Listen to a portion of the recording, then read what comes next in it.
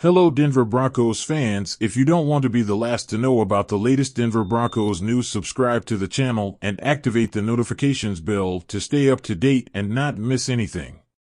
The Denver Broncos are undergoing a cultural shift under new head coach Sean Payton, who is shaping the team to fit his vision of a successful football team.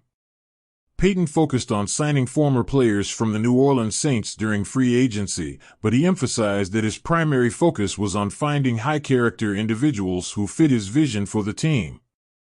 The team is currently in the process of filling out its roster and aiming to get to the best 90 players for the team. This culture clearly focuses on high-character individuals, but more importantly, the signings pointed to a strong shift towards a quick-strike, pass-heavy game. That alone will completely change what we see in this offense, and considering what we saw last season, that should be a good thing. None of this would be possible without strong ownership. I think we can all agree that if Joe Ellis were still signing the checks, there would be no Sean Payton and no hope for a better future.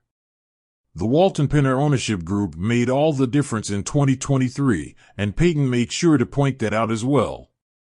I think it was important, Payton said of ownership support. I said that throughout the process of finding the right job. You're looking closely at the obstacles within each organization.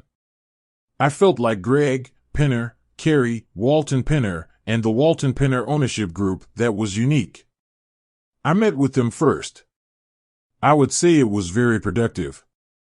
The only thing we couldn't control, obviously, was the compensation relative to the trade.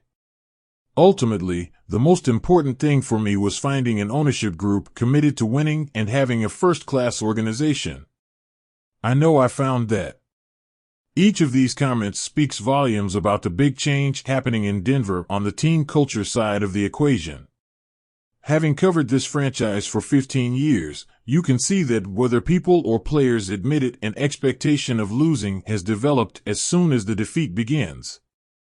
This has to change to a mindset of recovery and/or expectation of winning these games.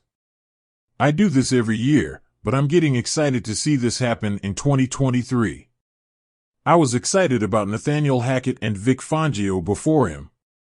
My off-season excitement history is as predictable as the outcome of Broncos games in the last half-decade: initial hope, followed by disappointment. Here's to this season being different. Broncos fans, liked the video? Leave your comment, and your like is very important for the Denver Broncos.